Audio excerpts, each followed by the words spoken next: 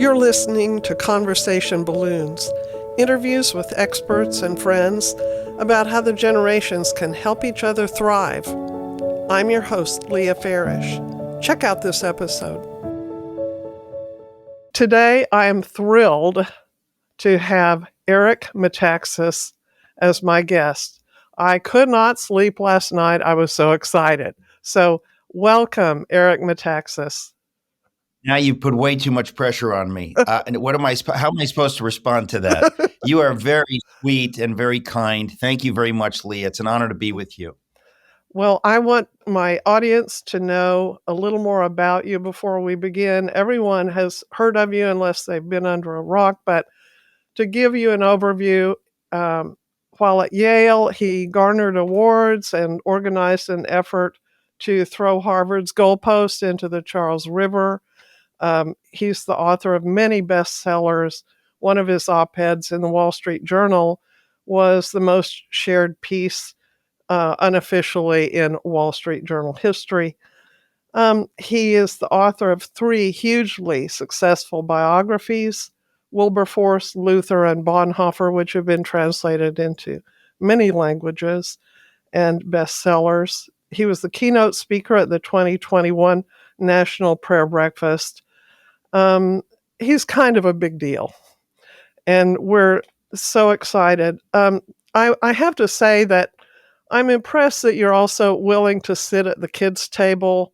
You have really been a hit in that realm, and we're an intergenerational show, so I want to make sure that people know that you've written about 30 books, including bestsellers. I believe that your work on Veggie Tales was the high water mark of the show, and I think they would disagree, but I don't care. Thank you. My kids would say that it was, and you're also host of Socrates in the City and the nationally syndicated Eric Metaxas radio show and podcast, and so you've got a lot to say. I'm anticipating some great conversation here. Your 2 latest books are Letter to the American Church, which has been made into a film. I think it stars Ryan Gosling and Emma Stone. Is that right? No, it's Steve McQueen and Goldie Hawn, but close enough. It's a wonderful documentary, and we can talk later about how it can be made available to your church or group.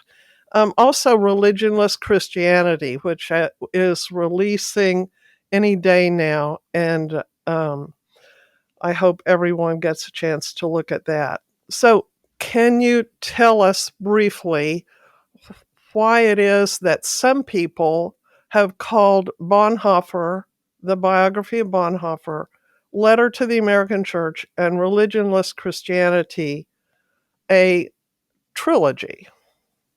Yeah.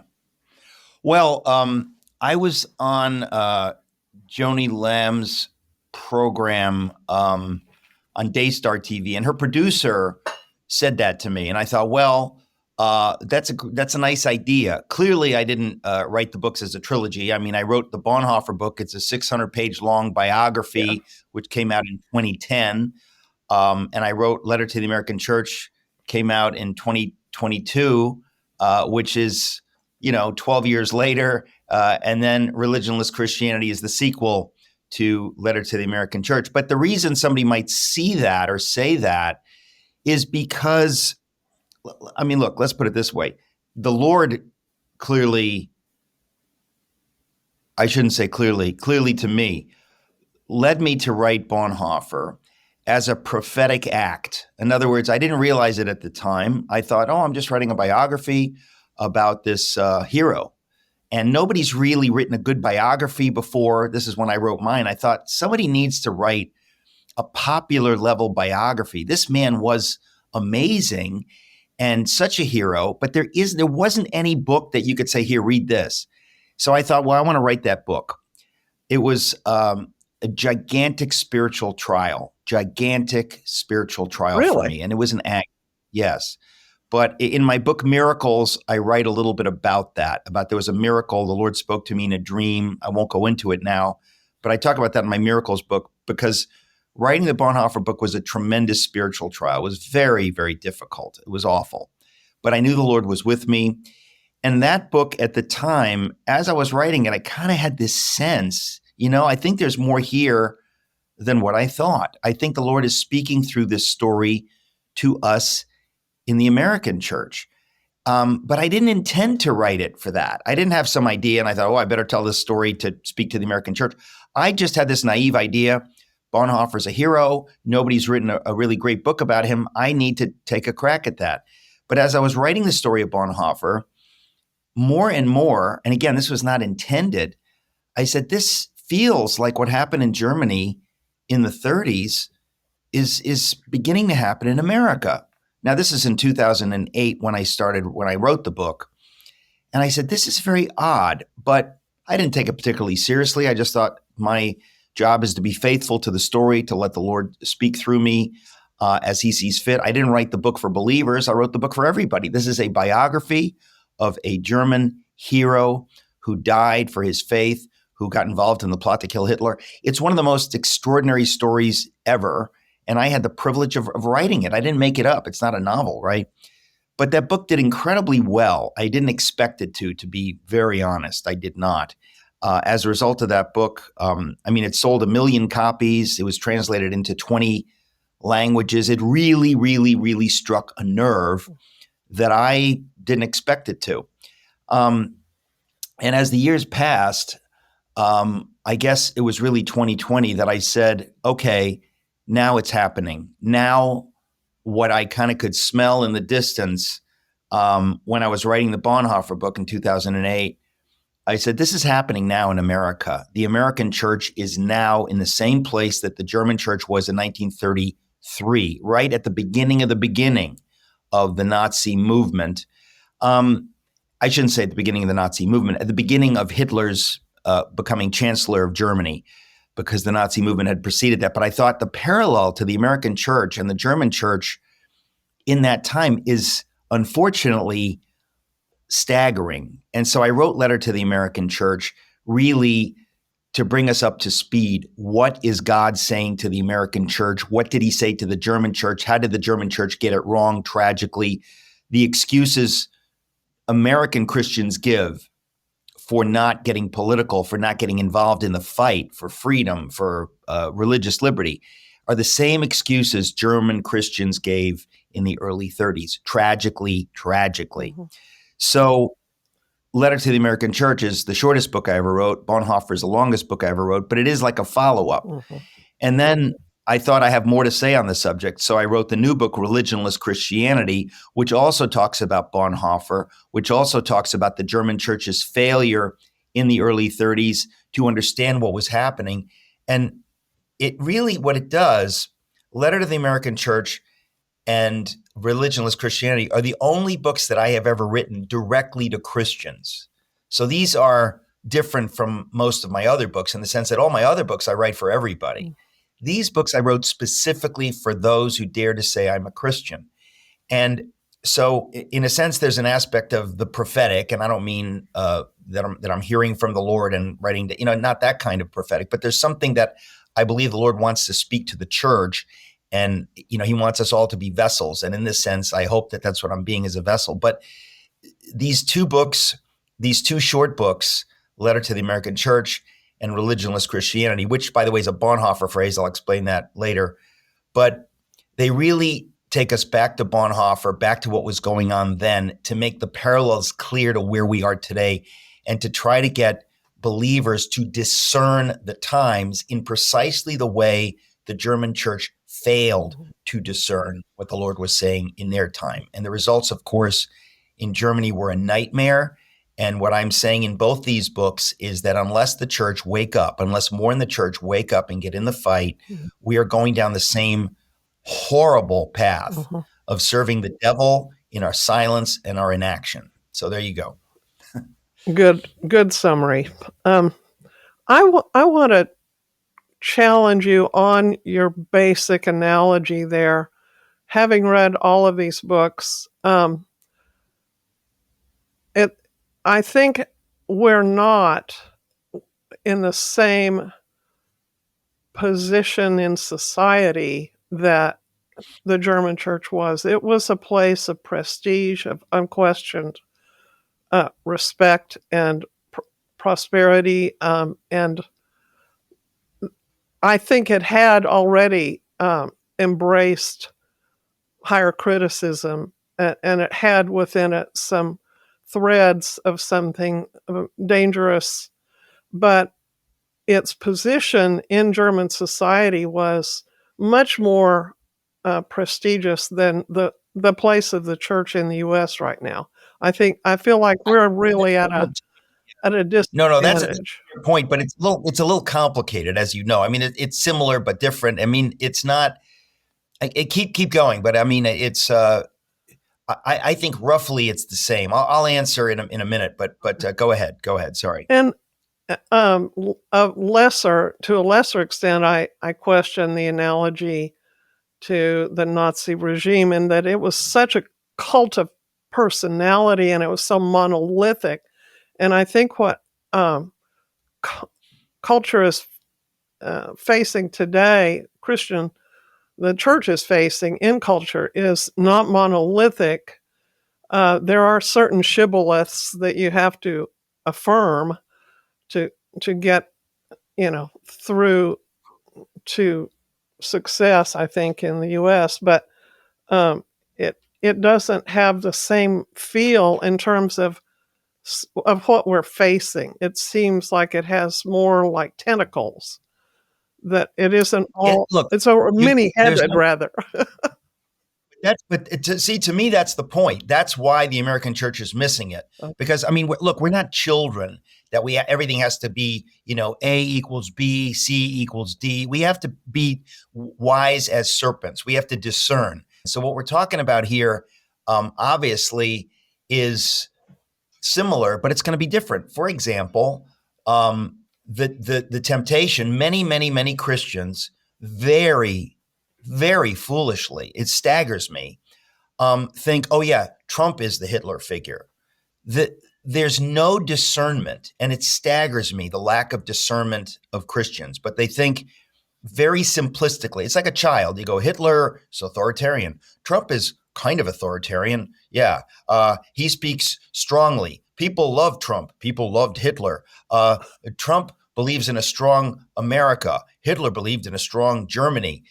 I can make all the parallels, but it's so stupid. I mean, it's amazing. America is a country that was founded essentially by either strong believers or people with a biblical worldview. All of the ideas of America, self-government, liberty, all these ideas come out of Scripture. You can't have America without, no king but Jesus being shouted in the late 18th century. So this country has been a force for good, a force for freedom. Germany, under Hitler, was precisely the opposite. In other words, he wanted a strong Germany to crush Germans, to kill Jews, to destroy freedom. So the idea of nationalism, you have to define what kind of nation are we talking about? George Washington's America, Abraham Lincoln's America, or Hitler's Germany? But there's some people that are so simplistic and they hate Trump so much they go, look, it doesn't matter. Nationalism bad. Well, if nationalism is bad, then globalism is good. Who's going to be in charge of the global world order? It's not going to be George Washington, Abraham Lincoln types. It's going to be more like Hitler types. So these analogies, of course, get a little complicated, and you have to be sophisticated enough to see that. Also, regarding the church, I mean, what we have right now is a remnant church that has tremendous power. If we look at the overall church, if you look at the media, you would think that the church has no power. That's not true. The church, believers in America, have staggering cultural power, but most Christians have chosen not to use it. Most Christians have believed the satanic lie that I'm not supposed to act on my Christian convictions. I'm just supposed to think them in my head and do nothing. I'm not supposed to stand against the slave trade. I'm not supposed to stand against Roe v. Wade. I'm supposed to just sit here quietly and be a sweet witness without actually doing anything, without actually fighting for the unborn, without fighting for what I believe is right and true in the public sphere, in politics, whatever. That's the devil's kind of church. Mhm. So if you are an advocate of that church, if you are an advocate of silence in the face of evil under some confused theology, oh, Romans 13, we're just supposed to do whatever the government tells us. I mean, there are plenty of people like that. So the reason I wrote Letter to the American Church, and the reason we made the film Letter to the American Church, and the reason I wrote Religionless Christianity is to wake up those in the church who can yet be awakened. There are not enough of us yet. But I think every day people are waking up because of the satanic horrors that are being released into our culture. You name it, that there's no other way to describe them except satanic. It's evil. Even non-believers get it. You've got people like J.K. Rowling speaking against the transgender lunacy. You don't need to be a born-again believer to see the lunacy, the war on reality, the war on women, the war on human beings.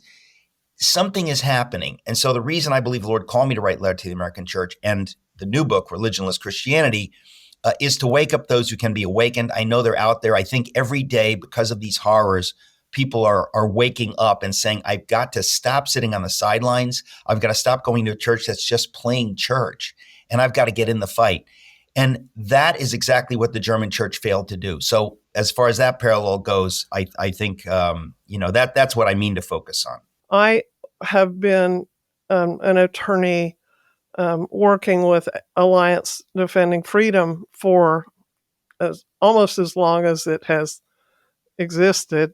And before that with the Rutherford Institute and ACLJ. And so being involved in those kinds of cases, I would speak a lot about cultural issues through the years. And when I first started speaking, I kept running into audience members saying, "Oh, it's not time to talk about that yet. You're an alarmist.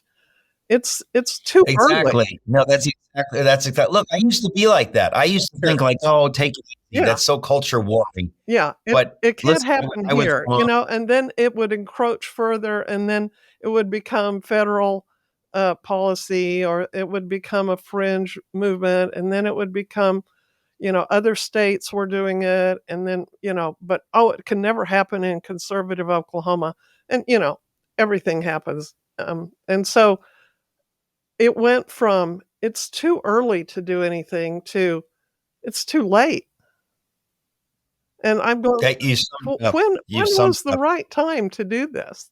You have Yeah. never jumped in, and if you never jump in, it will certainly be too late. Well, you're singing my song, Leah. That's why I wrote these books, because I think that I think people deserve a warning, and God speaks to us, through prophets, through, that we need to know God warned us. He warned the church in Germany. They failed to stand. They had the ability to stand. I think the church had the cultural power in Germany. It's inescapable that if they had stood, if more pastors had understood what was at stake and had stood heroically instead of buying this lie, oh, we've just got to preach the gospel and just do church on Sundays as though that's being the church. It's not. But if more of them had gotten it, they could have strongly opposed the Nazis in a way that would have changed history. They did not. Just as the American church today is not doing it. There are plenty of people listening to this right now who go to churches like this and say, well, we've been going here for years and we're trying to be an influence on the pastor. Let me tell you something. I would get out of that church for the sake of your own soul. God will hold us accountable for, singing while the boxcars bring people to Dachau and Auschwitz. And that's effectively where we are right now. I have had the sense that the forces of good are operating on the retail level, while evil is operating on the wholesale level. That's it. It grabs the levers of power. It grabs the funding and the credibility and the media and all the supporting institutions, and Christians are saying, I'm so glad so and so, after talking to them for 4 years, they've become a Christian and they were baptized, or they go, I'm so proud of myself. I was able to opt my child out of this terrible curriculum or whatever. Okay, that's Yeah. one starfish you've picked up. Yes, it's wonderful.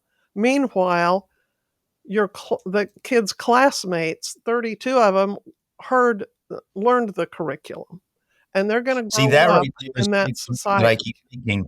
We are commanded to love our neighbors. So if you are not advocating because of your Christian faith, because you're supposed to be fearless, you're supposed to believe Jesus defeated death on the cross, and you're supposed to go forward in his name, loving your neighbors, doing what can be done to help your neighbors. Instead, you're going to your little cave and saying, well, we're safe here. That's despicable. That is no different than ignoring those who were enslaved in the 19th century. It's no different than the Germans ignoring the Jews, going to the death camps, or first being demonized and then persecuted dramatically and then going to the death camps. To say that you're not responsible for your neighbor is to call God a liar. And that's the action of many Christians today, is essentially doing that. And I'm saying what I'm saying to wake up those who might be awakened, to understand that we've been guilty. We need to repent. We need to advocate for the sake of our neighbors' kids. Don't just take your kid out of this demonic curriculum. Get in the fight. You're supposed to understand what's at stake. You're supposed to have the fire to do it because God has called you to love your neighbor. So that's kind of where we are. In the book of James, he says true religion, not religionless, the kind of religion you don't want Christianity to have. Right. True Right. religion is visiting widows and orphans in their distress and keeping oneself unspotted from the world. Two things. It's not just the reaching the needy with the hands and feet of Christ and with resources and money, and it's doing that and keeping yourself unspotted from the world. So the social justice warriors who go so far as to forget the gospel that is the impetus for that are also missing it. And you're not saying let's have good works without the content. I was hearing a pastor, and I think it was at that conference where I met you, a Ukrainian pastor, say he asked his mentor, how do I pastor in a war? And the mentor said, show up and stay pure. And that's the book of James. Show up to the people in need, but stay pure. Stay close to the heart of Christ, or we can't do anything. The verse that says, do not be overcome by evil, but overcome evil with good. The next verse starts Romans 13 about our relationship to government. But to me, that verse beforehand is the foundation for our relationship to government. Don't be overcome with evil, but overcome evil with good, and with these good works. Well, but you need courage. You need to understand, when am I called to be like Elijah? When am I called to be like King David? When am I to be called like Jesus, flipping over the tables of the money lenders? There's a time. And I think that that's part of the problem in the American church. We've adopted this seeker-friendly model that we never confront. Because we act like the only problem is being too much of a culture warrior and not too little of a culture warrior. In other words, you could get it wrong in either direction.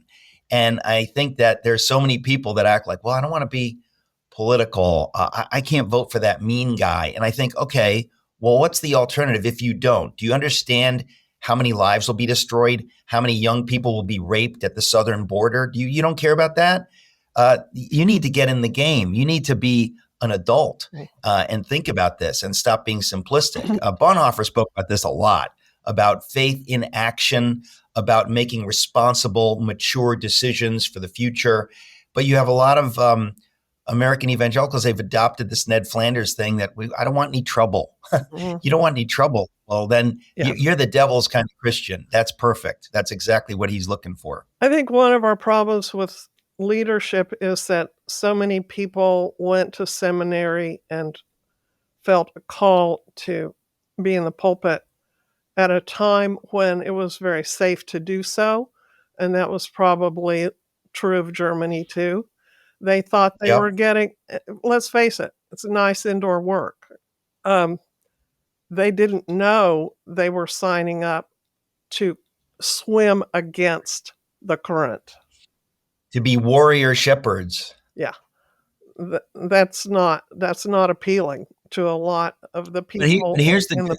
good news, Leah. I'm invited all around the country. I speak all over the country. The places that invite me, I hear the same story over and over and over again. These are the places that did not shut down during COVID, that were fighting the government with these encroachments. They were heroic. They weren't afraid to speak up politically. All of those churches have grown dramatically, but the churches that have played it safe, they have shrunk and shrunk. They're withering. Mhm. God is doing something. The free market is at work. Believers during COVID, particularly, discovered these heroic churches that stayed open, and they started going and they stayed. So I see a tremendous shift. The dead church, the church that refuses to be heroic, that says we don't want any trouble, those churches are withering, as they should.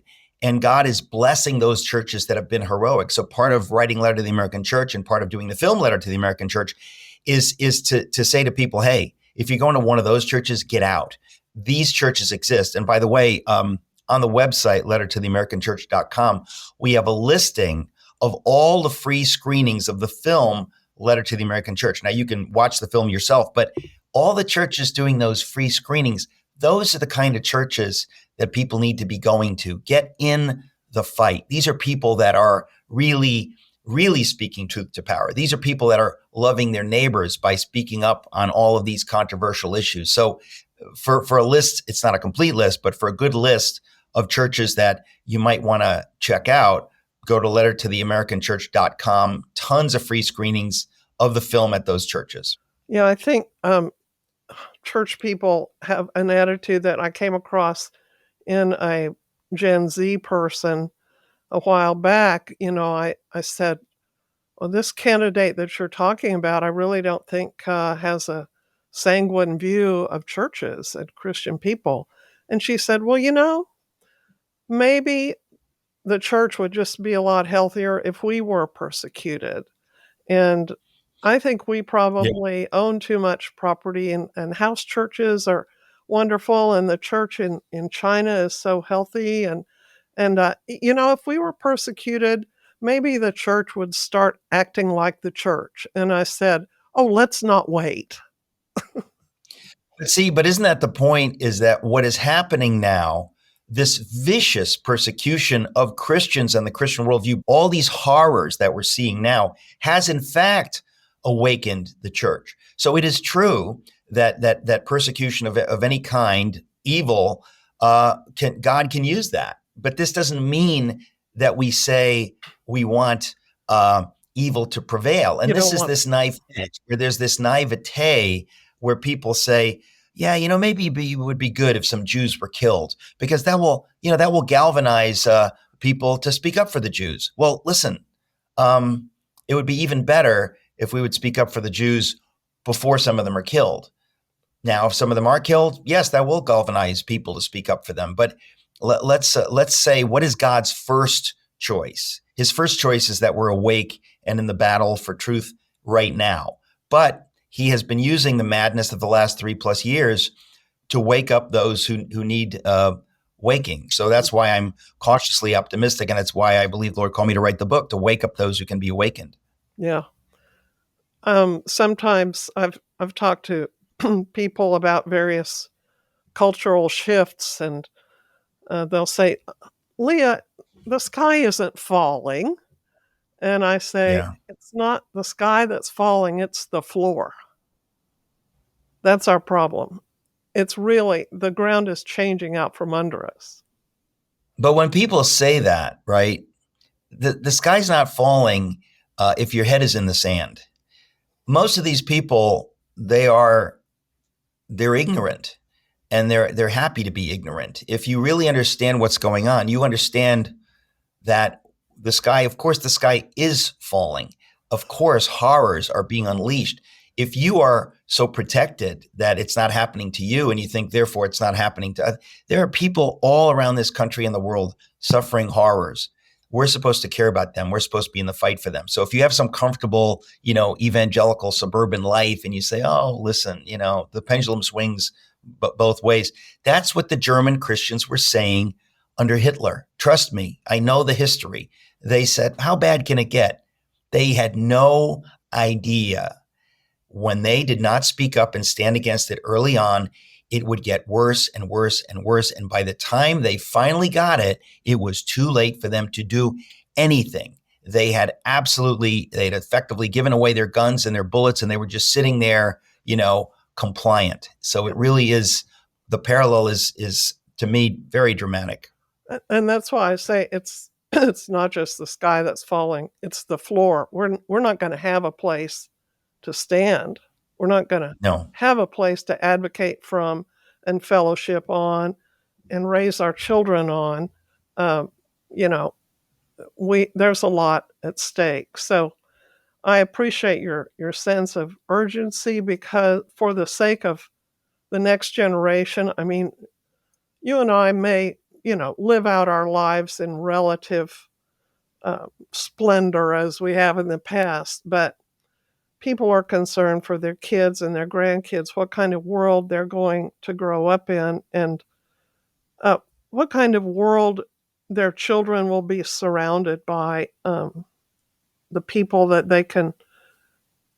the population from which they need to choose a mate, the population from which they have to run a business or try to make a living, do projects, have church. How will they make those connections? It's tough. When you urge the church to fight, to stand up, you often don't get real specific. What does that look like? Well, it looks different for everybody, but I guess what it means is, look, the reason I wrote the book Letter to the American Church is to make the case, the biblical case, that you're supposed to be political. You're supposed to be involved. The idea that your faith is this parochial, theological, ecclesiastical hobby that you do in the basement on Sunday morning, and that it doesn't affect the rest of your life, is a lie from the pit of hell. That is Satan's Christian church. And that Christian church has existed in history. It existed to some extent under the Nazis. You can go to China today. If you're some brave Christian, why don't you go to China and see what it is to live out your faith in China? They will say, no, we have these official churches. Go into your little religious building over there. It's approved by the government. Go there on Sunday morning. Don't get out of line. Do your little ritual. And then when you come out, you will bow to the secular authority of the state. That's the devil's Christian church. That is pure, that is mere religiosity. It has no fire. It has no power. It has no anointing. The underground church is anointed. And what I believe God is saying to the American church now is, you need to be the real church. You need to get involved in every sphere. If you see corruption in politics, if you see your leaders lying, if you see the medical establishment taking money to advocate for a certain point of view, whatever you see, you've been deputized by God to speak the truth. And by the way, you live in the United States of America, where patriots have died so that you could do this. Patriots have died so that you could advocate for candidates that you believe are going to fight for what is right and true. I don't even need to say for biblical principles. Of course, that's what I mean. But the point is that if there's corruption, if there's lying, if there are people mortgaging our future, Joe Biden is bribing young voters. It's one of these things I can't believe how naked the corruption is, by saying we're going to forgive student debt. And I thought to myself, so a tax-paying laborer, his taxes are going to cover the debt of some spoiled college kid. This is corruption. This is a moral issue. And you have many Christians saying, well, I don't do politics. This is called corruption. This is a moral issue. Everywhere we look, we're involved to get in the fight. So it really doesn't matter. But this lie that we're not supposed to be involved politically, that I can't take sides, where did you get that from? You didn't get that from the Bible. You didn't get them from the founding documents of the United States of America. Where did you get those false ideas, those diabolical ideas designed to silence the people of God? They're from the devil, but Okay, they come well, with this religious wrapping. yeah. I do think I remember during the Vietnam War, I dated one guy who was a conscientious objector, who was a pacifist. And I dated another guy who was very pro-military and couldn't wait to get over there and defeat communism. They were both Christians. They were dedicated Christians, but they had very different views about what to do. And, we know there were Christians in Caesar's household. And so I think that it is possible that devoted Christians can differ, good people can differ on. There's no doubt about that, Leah, but both people can't be right necessarily. In other words, it's one thing when somebody says, I'm a really devoted Christian. There are devoted Christians who have adopted the devil's attitude on certain issues. This doesn't mean that they're aware of that. So when somebody says, I'm a devoted Christian and I believe this, doesn't mean that they are right about that. I may still say, oh, this is my brother or sister in Christ. But when somebody says that, in other words, I know it's complicated, but there are cases where right now, in other words, trying to discern like where we are now. The Vietnam War was complicated. So that's a little complicated. Where we are now is not so complicated. We have atheistic, globalist Marxists trying to take over the United States of America. These are not principled Democrats. This is not Tip O'Neill or Jimmy Carter. These are people at war with our founding principles. Jimmy Carter and Tip O'Neill were patriotic Americans. JFK was a patriotic American. What we're dealing with now is very, very different. And we have to discern the times.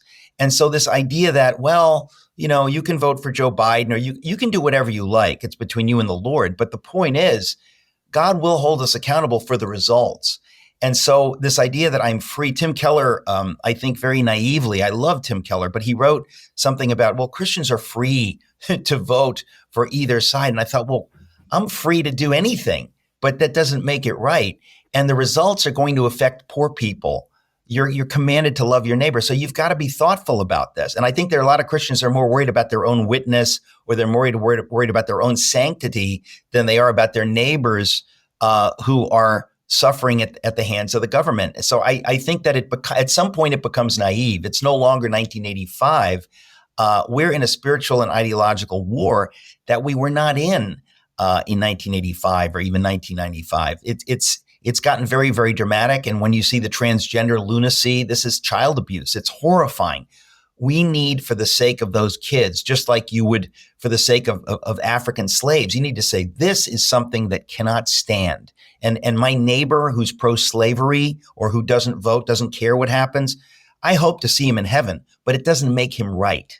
I would still say he's wrong, and I need to try to convince him. I do think absolutely that Christians, who believe that in the lordship of Christ over every area of life and society and the whole cosmos, should grapple with these things and challenge evil where they find it according to their conscience and the leading of the Holy Spirit.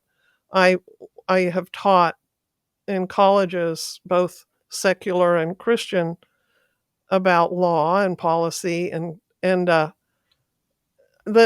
students would often say, oh, even if we win or lose this cultural battle over here, or this law legalizes this or that, prostitution or recreational marijuana or whatever it is, even if we don't win, that won't change my heart. I'm devoted to, godly principles, and I won't be affected. And I say, "Oh, really? You're not affected by the law?" Well, how bent out of shape do you get about Sabbath breaking? It's one of the 10 commandments, and it used to be enshrined in American law. In my lifetime, you could not buy a Frisbee at a grocery store on a Sunday in Texas. But, we had blue laws, and they were We had them in Connecticut. I'm in my parents' home right now in Connecticut, and I remember in the early 70s when the blue laws were repealed, and I remember thinking, what's going on? So now I can go to, the department store on a Sunday. Huh. You're quite right. I mean, this is within our lifetime. yeah, and the church was affected by that. It Christian here's the thing, again, to get back to the generations, Gen Z doesn't even know what we're talking about. They have nothing to compare this culture to.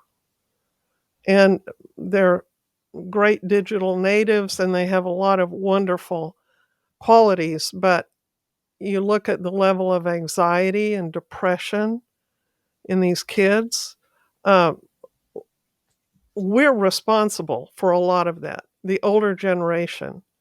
And, I'm not advocating for blue laws, but there are consequences, like you say, and we need to look and go, you know what?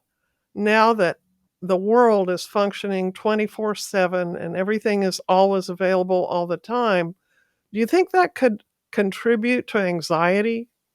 You think? Oh, listen, I get back to what you said about, people saying things can happen and my faith is not going to be bothered.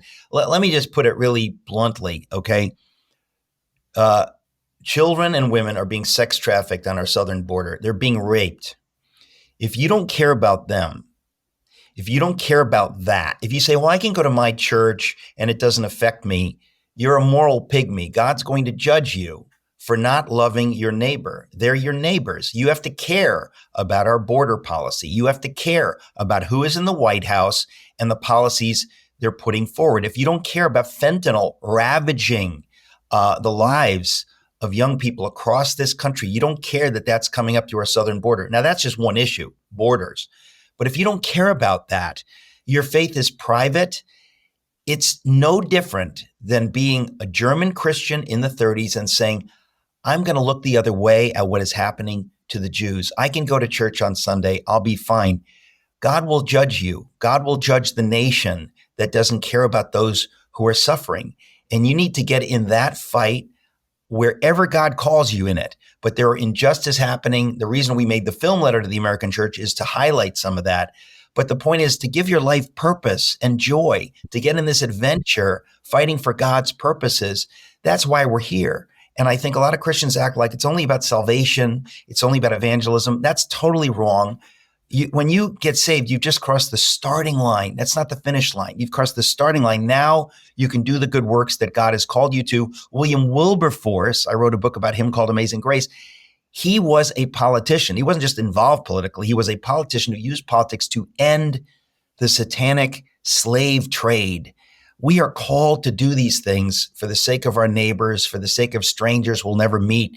This is the joy of serving God. And so the church needs to get activated to live out our faith in every sphere we can.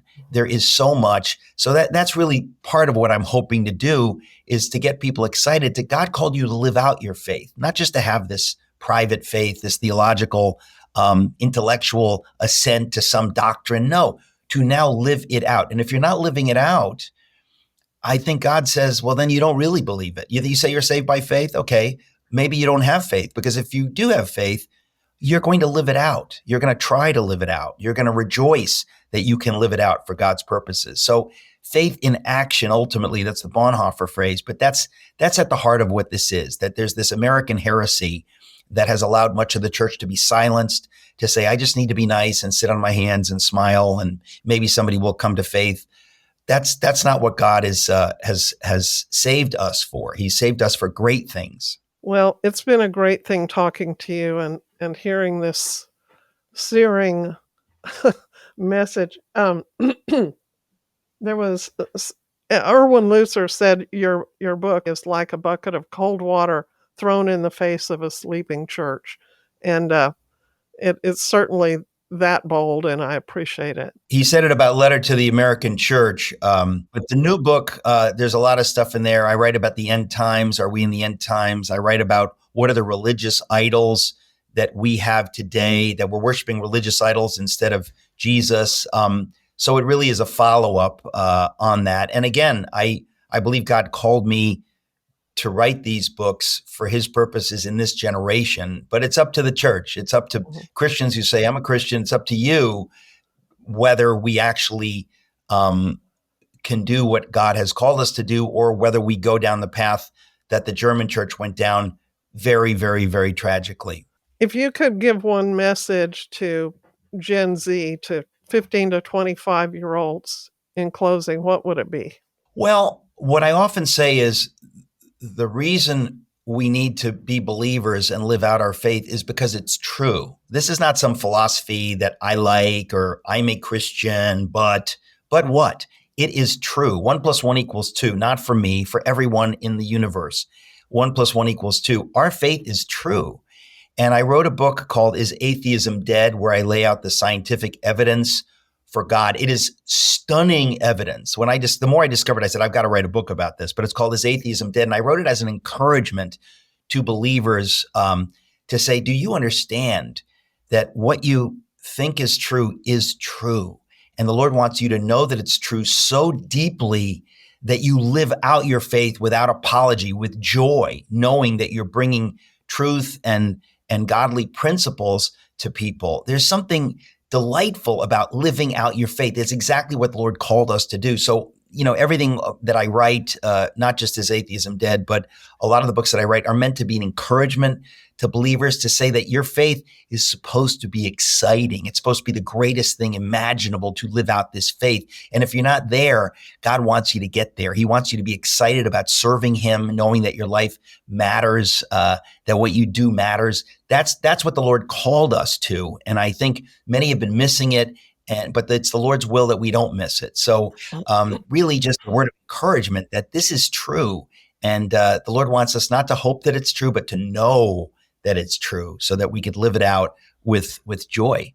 Well, thank you. That's wonderful. How can people find you? You want to refer us to any websites or find your books? Oh, yeah. Well, my website is just my name, ericmetaxas.com. There's all kinds of stuff people can find at ericmetaxas.com. That'd be the place, the first place that I would send people. If they want to get any of my books, they can get them there. Probably that's the best place to get them. But I have a daily radio program, Socrates in the City. I want to recommend heartily. If you go to socratesinthecity.com, tons and tons of resources there. And then Letter to the American Church.com is the website. All of these websites will lead you to the other websites, but there's just a lot there. And I want to be a source of encouragement to people and a source of hope. So you can find me at ericmetaxas.com and these other websites.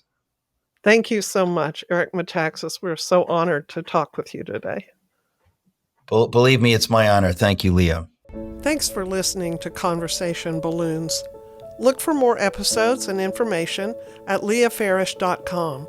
That's LEAHFARISH.com. And follow me on Facebook and Instagram.